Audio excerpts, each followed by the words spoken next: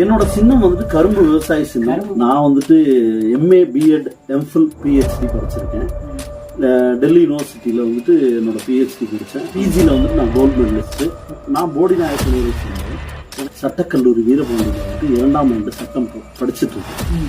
அதாவது சட்டம் படிக்கிறப்ப இப்போ டிடிவி தினகரன், தங்க தமிழ்ச்செல்வன், அப்புறமா வந்துட்டு இன்னொருத்தர் நாராயணசாமி, அப்புறம் தமிழ்நாடை உற்று நோக்கி கொண்டிருக்கக்கூடிய தொகுதியான தேனி தொகுதியில் இருக்கிறது காரணம் என்ன? சுயேட்சை வேட்பாளராக களம் காண்றப்ப நமக்கு எந்தெந்த மாதிரியான பிரச்சனைகள் இருக்கு.